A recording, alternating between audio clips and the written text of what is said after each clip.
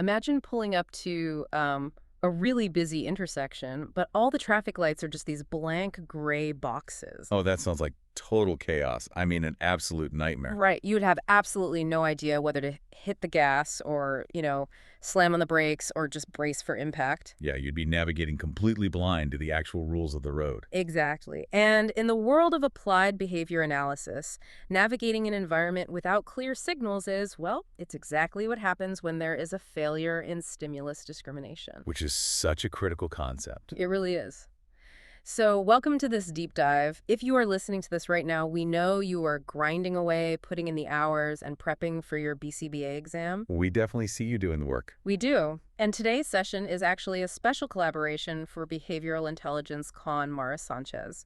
Our mission today is laser focused on domain B. Specifically, B.13. Right, identifying examples of stimulus discrimination. Because honestly, mastering this specific domain is kind of the gatekeeper for passing the exam. Oh, absolutely. But beyond just the test, understanding stimulus discrimination is like the key to unlocking how organisms, and I mean including us, actually interact with the world.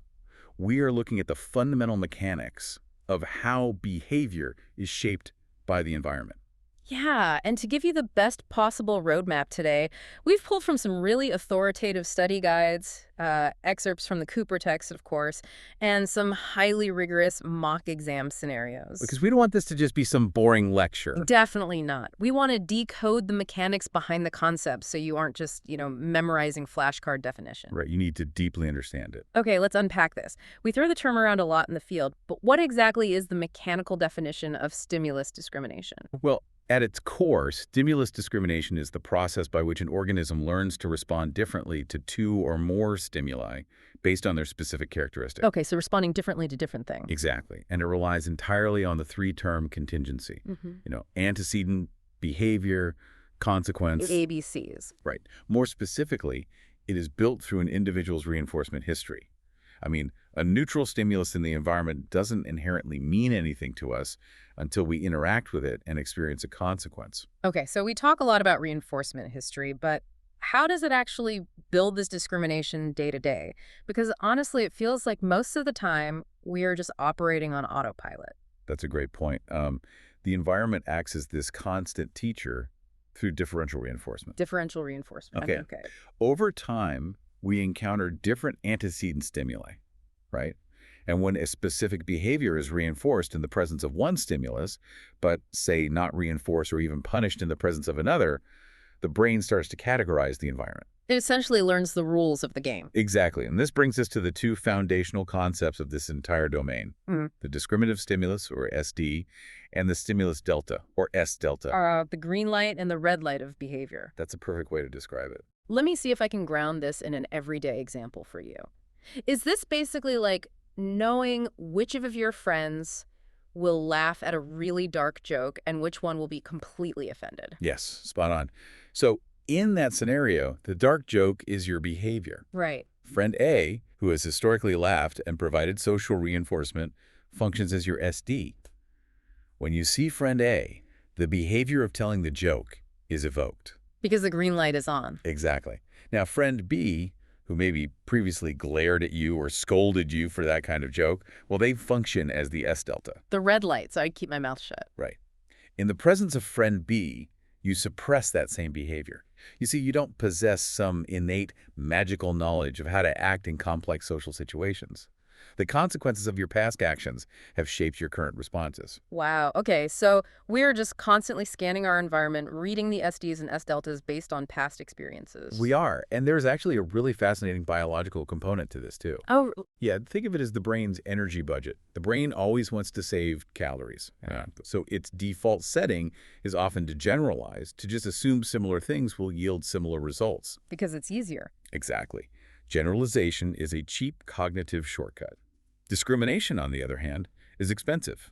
It requires the brain to notice minute details and override its default shortcuts based on strict historical consequences. That is a phenomenal way to frame it for the exam. Discrimination requires a strict reinforcement history because it literally takes more cognitive effort. Yes, exactly. All right, let's move from the everyday world into the clinical setting, because as future BCBAs, you listeners need to know how to systematically build these discriminations for your clients. Absolutely. And our sources highlight a really fascinating clinical study for this. It's by Magliari and colleagues from the year 2000 involving a 14-year-old girl diagnosed with Prader-Willi syndrome. Okay, lay out the context for us. So for context, Prader-Willi syndrome often involves an intense, chronic feeling of hunger.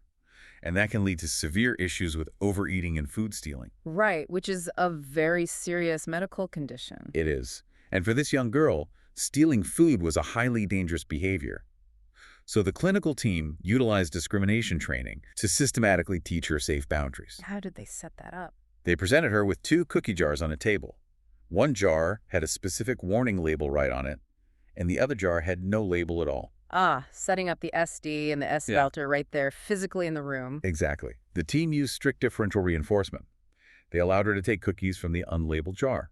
So that jar became the SD, taking a cookie here equals reinforcement. Green light. Yep. The jar with the warning label became the S-Delta. If she attempted to take a cookie from the labeled jar, the researchers physically blocked her access. So she received 0 reinforcement from that jar. 0.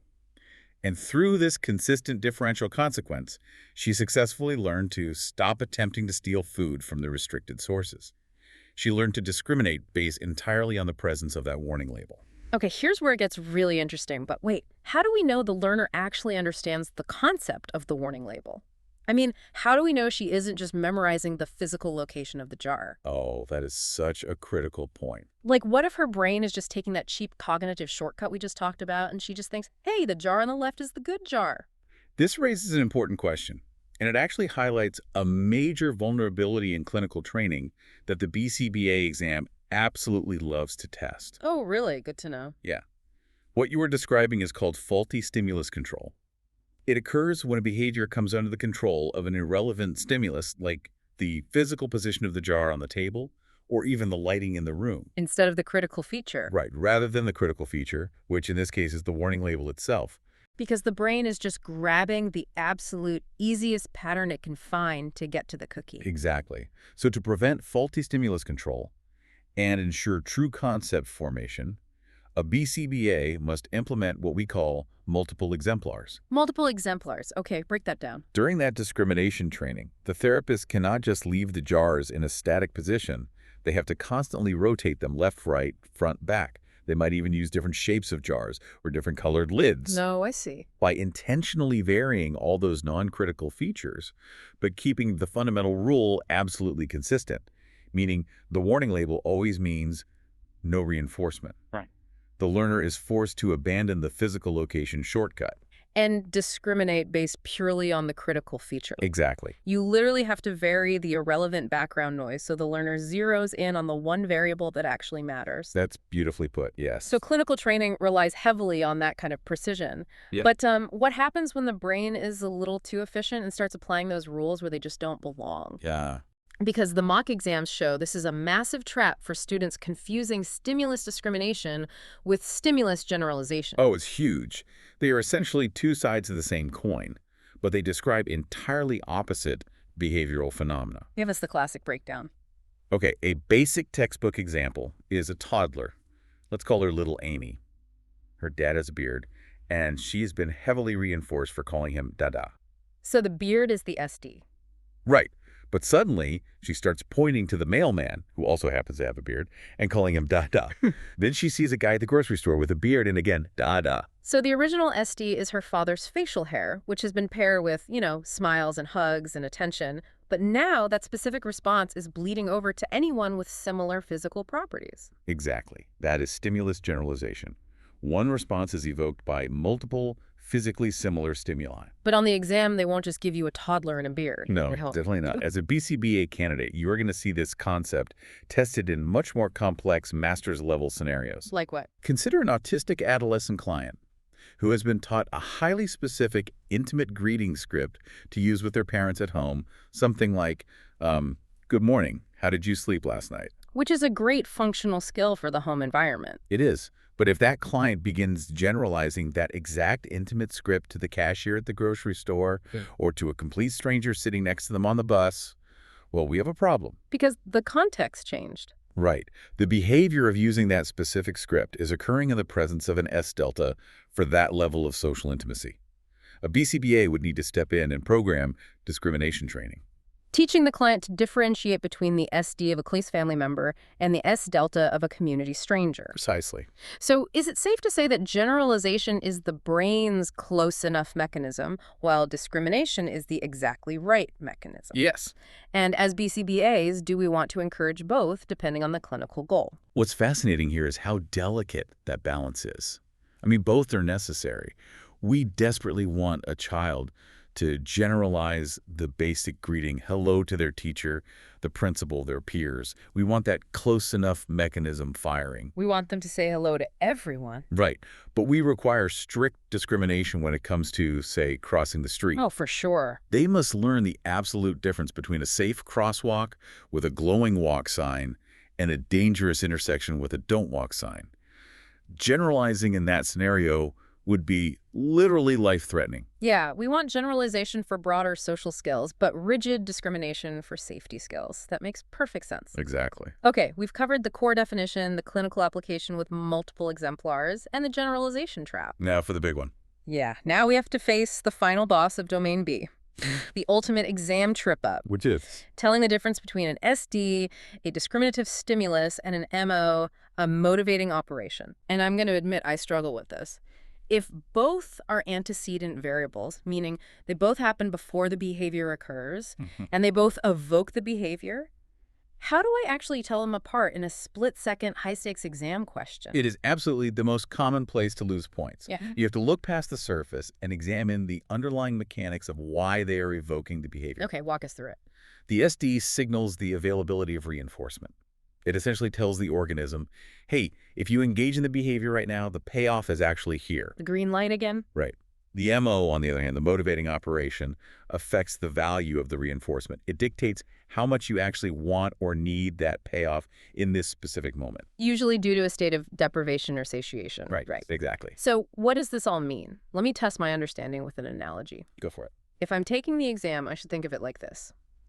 Let's say I haven't eaten all day, and my empty stomach is growling. That state of physical deprivation is the MO. It makes me want ice cream. It makes food highly valuable to me right now. Correct. But just wanting the ice cream doesn't magically make it appear in my hands. As I'm walking down the street, I see the glowing neon open sign in the window of a dessert shop. And there it is. That open sign is the SD. It tells me I can actually get the ice cream if I walk inside. That clarifies it entirely. The MO creates the drive, and the SD provides the path. And if the sign on the shop says closed, that functions as my S delta. Right. My stomach is still growling, so the MO is still very much present. The value of the food is still incredibly high. But I am not going to waste my energy pulling on a locked door because the SD isn't there. The reinforcement is not available. Does that check out? It perfectly checks out. And if we connect this to the bigger picture, you can apply that exact logic to even the most complex organizational behavior management questions on the mock exams. Oh, let's hear an example of that. Imagine a scenario where an employee needs to submit a massive quarterly report to receive a financial bonus. Okay, the financial bonus is the consequence, the reinforcement. Right. Now let's say the employee's car transmission just completely failed, and they suddenly need $2,000 for repairs. Ouch. Yeah. That sudden financial deprivation acts as an establishing operation, which is a type of MO. It drastically increases the value of that bonus. Because they need the money now more than ever. Exactly. But the employee doesn't just start randomly emailing incomplete documents to the CEO, right? They wait until they receive the automated email from the HR department stating the Q3 submission portal is now open. Ah, so the automated email is the SD. Yes. It signals that the reinforcement of the bonus is now officially available to be earned if they engage in the behavior of submitting the report. Wow. Okay. So when you are sitting in that testing center, staring down a tricky antecedent question, you must ask yourself one critical question. What is it? Did this specific event change how much the person wants the item, or did it merely signal that the item is available to be taken? That is brilliant. If it changed the internal desire, like eating salty food making you want water, or a broken car making you want money, it's an MO. Right. If it is a visual cue, a verbal instruction, or a green light indicating the reinforcer is ready to be delivered, it is an SD. Does it change how much they want it, or does it signal that they can get it? That is literally the golden question to write down on your scratch paper the second you sit down for the exam. Internalize that distinction, and I promise you will confidently navigate the questions that trip up the vast majority of test takers. Man, let's take a breath and just recap the massive amount of ground we've covered today. We covered a lot. We did. We started by defining stimulus discrimination, domain B.13, as the process of learning to respond differently to stimuli based on a strict reinforcement history. Right. We looked at how the brain prefers the cheap energy shortcut of generalization and how BCBAs must intentionally build discrimination through multiple exemplars to avoid faulty stimulus control. The whole cookie jar scenario. Exactly.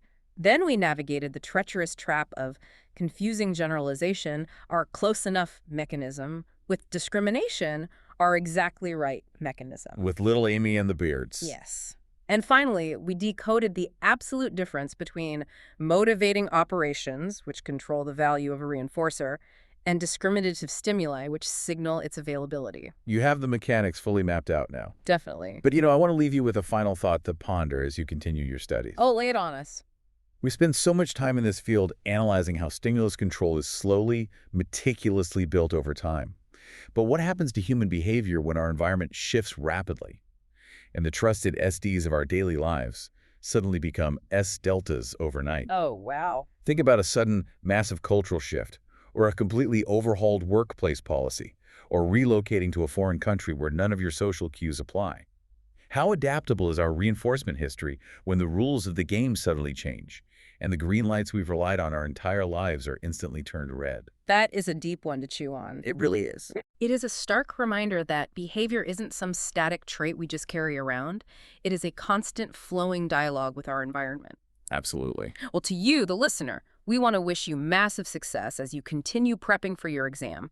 You are putting in the rigorous work, and it is going to pay off when you see that passing score. It really will. We invite you to continue your BCBA study series with behavioral intelligence con Mara Sánchez. It's an incredible resource. And for even more expert guidance, supervision, and high-level resources to help you conquer the task list, be sure to follow Amethyst Therapy Services. They are fantastic. You can find everything they offer to support your journey by visiting their website at www.amethysttherapyservices.com. That is www.amethysttherapyservices.com. Or you can reach out to them directly. Yep, via email at info@amethysttherapyservices.com. Keep your eyes peeled for those SDs and S-deltas out there in the real world. They are everywhere. Because once you truly understand stimulus discrimination, you realize that you aren't just driving blindly through an intersection of gray boxes anymore.